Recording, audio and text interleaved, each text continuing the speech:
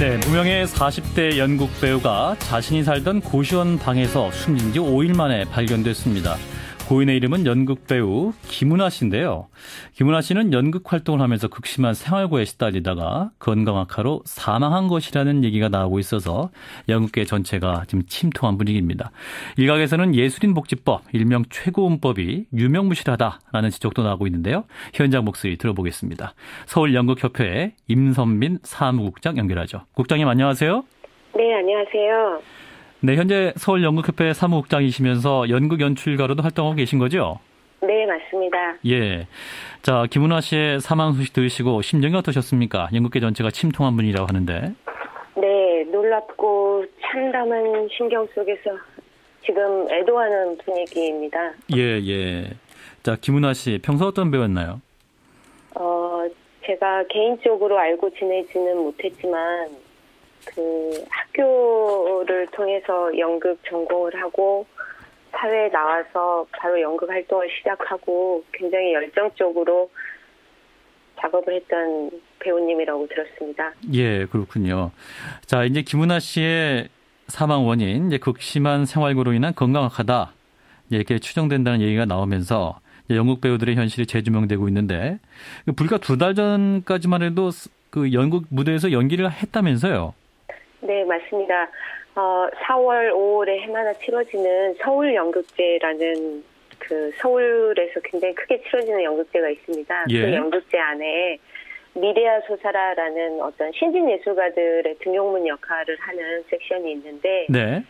그 섹션에서 그 인간동물 원초라는 작품에서 그 굉장히 중요한 조연 역할을 했었습니다. 예, 그러니까 일이 전혀 없던 분도 아니고 이제 비교적 연극 활동을 활발히 하셨던 분인데도 이렇게 생활고가 극심히 하셨던 거네요. 네, 물리적으로 연극 배우뿐만 아니라 연극은 다른 장르와 달라서 예. 그 지속적으로 연간 그 작품 활동을 하기는 힘듭니다. 네. 보통 평균적으로 많이 작품 활동을 하는 사람들이 1년에 2-3편 정도를 하고. 아, 그렇군요. 네, 평균적으로는 1년에 1편 정도를 작업한다고 보시면 될 것 같습니다. 아, 그러면 연극 하나만 해서는 굉장히 생활이 안 될 것 같은데 수입이 대체로 어느 정도 됩니까? 한 편 정도 한다 할지라도 만약에?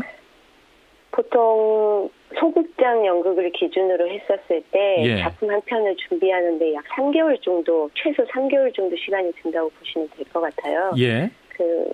보통 3개월이면 일반 노동으로 보면 그 계산하는 방법이 뭐 3개월 일을 하니까 뭐 1개월 기준으로 얼마 뭐 이런 게 돼야 되는데 예. 이게 예술 활동이다 보니 전체 예술 작품을 제작하는 제작비 대비 배우들의 개런티가 책정이 되는데 보통 이런 수준 혹은 이런 방식으로 제작되는 소극장 연극의 경우에는 그 방법이 쓰여지지 않고 제작비가 제대로 책정이 되어 있지 않기 때문에 배우들의 개런티 혹은 연출가나 작가 그다음에 스태프들의 개런티가 많이 책정이 되질 않습니다. 예, 그래서 이제 고인 역시 네. 한 달에 한 50만 원 정도 받았다 이렇게 전해지는데 맞습니까?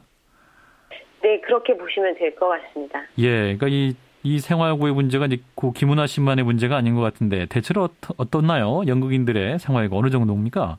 네, 앞서 말씀드린 것처럼 1년에 한 편 출연해서 3개월 동안 뭐 한 달에 약 50만 원씩을 받았다고 하면 1년에 한 150만 원 정도의 수익이 생기는 거잖아요. 예. 그런데 한 사람이 1년 동안 생활을 하기에는 턱없이 부족한 비용이죠. 불가능하죠, 사실. 네. 예. 네.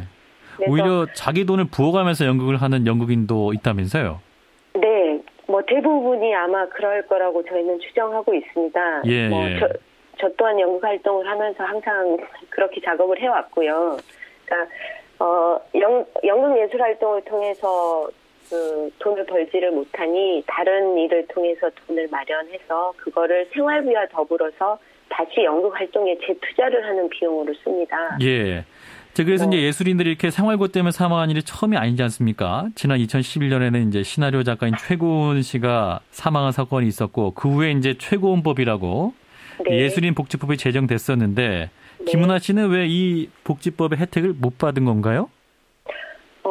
기본적으로 예술인 복지법의 그 방 안에 들어오려면 예술활동 증빙이 된 예술인으로 그 인정을 받아야 됩니다. 예. 그 예술활동 증빙은 만 3년 동안 프로 무대, 그러니까 연극 배우를 중심으로 하자면 프로 작업을 3편 이상 한 경력이 있어야 되는데 예.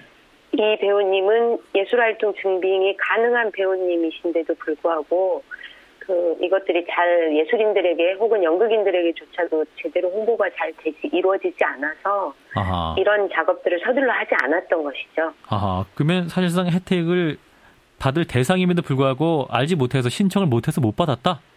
네, 그런데 또 이런 생각도 듭니다. 막상 예술인 활동 증빙을 통해서 예술인이 그러니까 예술인을 증빙했다 하더라도 네. 과연 이런 경우들이 예술인 복지법에 의해서 보호받거나 보장받을 수 있었을까라는 의심이 듭니다.